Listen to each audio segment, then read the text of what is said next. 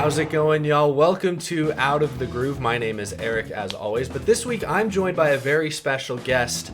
Ty Gibbs, driver for Joe Gibbs Racing in the NASCAR Xfinity Series, is here calling in live. Ty, how's it going? Thanks for being on.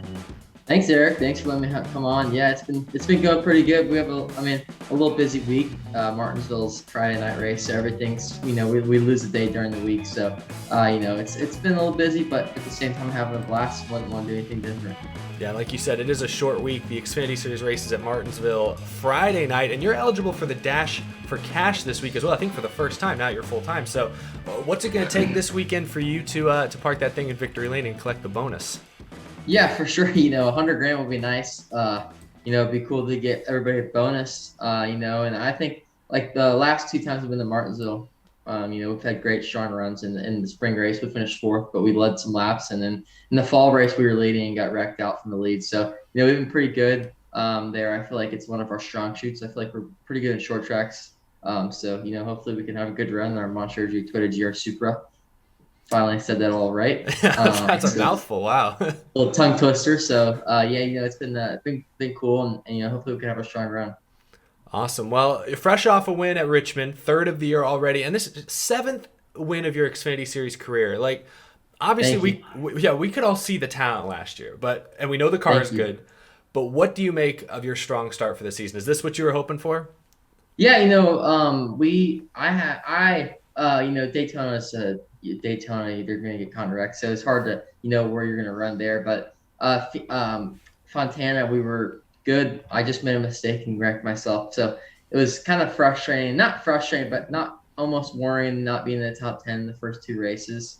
Which the first one you can't. It's hard to control that. It was kind of a heartbreaker. I was like, I thought we were gonna have a better year than our start of the year, but that's part of it. I learned a lot in those first couple races, and just like getting back into that racing mode is a really big deal. I think I've kind of finally got back on top of that.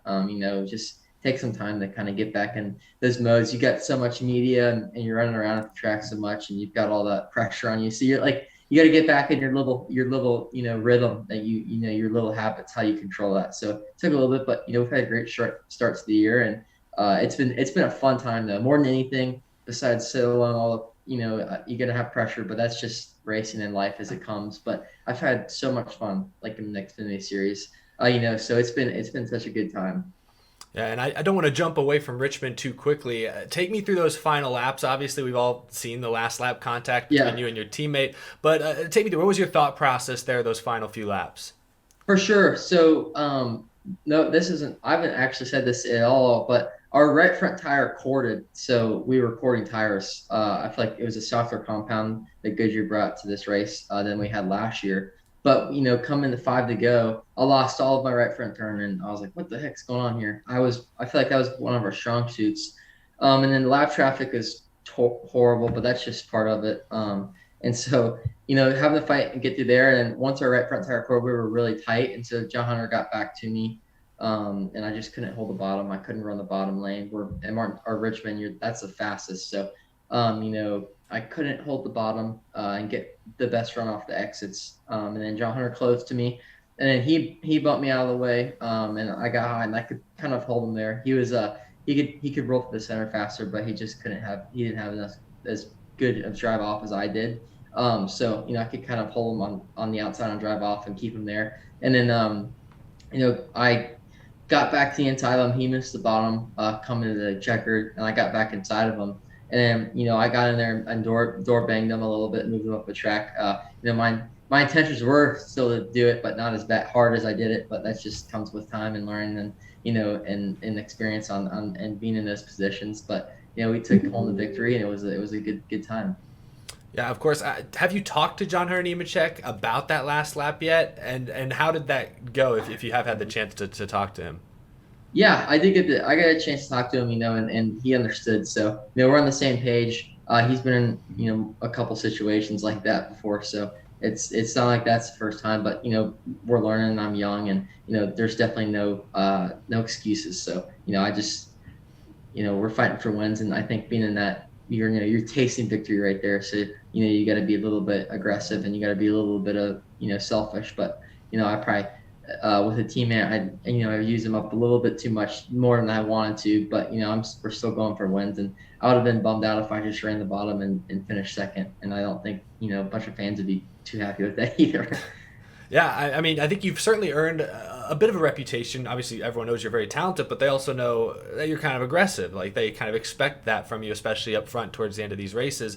And I was wondering this year, now that you're full-time and you're racing the same guys on a weekly basis for points and later this season, presumably for a championship, do you change your approach at all? Or are you continuing to kind of race the way you've always raced? Like, that's how you've been born and bred, that's your attitude. Like, how does that approach change? Yeah, for sure. I think, like I said before, a lot of it comes off of experience. I feel like, when you're younger and you got a lot of, energy, you're trying to make win every race, and that's part of it. I think it comes with time and learning on how to, be in these positions and how to handle them, like the veterans are. So, I think, racing in a full time, it's definitely a little bit different. You're not just racing part time and have no worries in the playoffs, but in the same time, in the playoffs, you can get used up. Like, I got wrecked at Martinsville last year leading it, so it's just a mix and battle where you need to be at, what's the best position to be at, but that's part of racing. And I feel like, you're going to have to race people a little bit differently, but, we're still going for victories and we're going for a championship. And in racing, you got to be aggressive and you got to, be able to get those wins. I'd rather push people around than get pushed around. And I feel like the same thing with my team, and they totally agree with that. That's just, racing in itself. How much attention do you pay to critics? Like, most 19-year-olds don't have this kind of spotlight on them. They're not under this much pressure to be great. They aren't living their lives in the public eye the way you are. So do you hear the chatter, both positive and negative, or do you keep your distance from that stuff as much as possible? Yeah, Eric, I think, kind of growing up in the position I'm in, it's hard it's one of the battles I'll probably never win.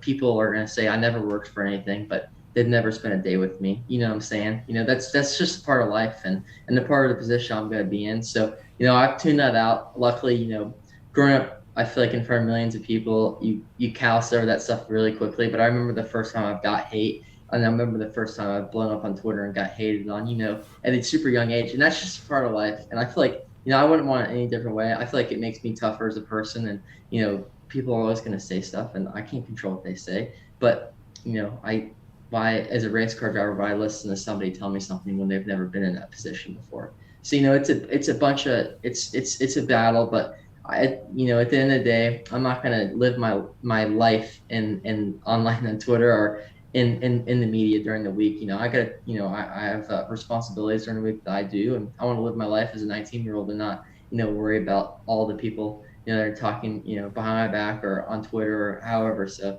that's just life, and I'm glad I've learned this at a young age.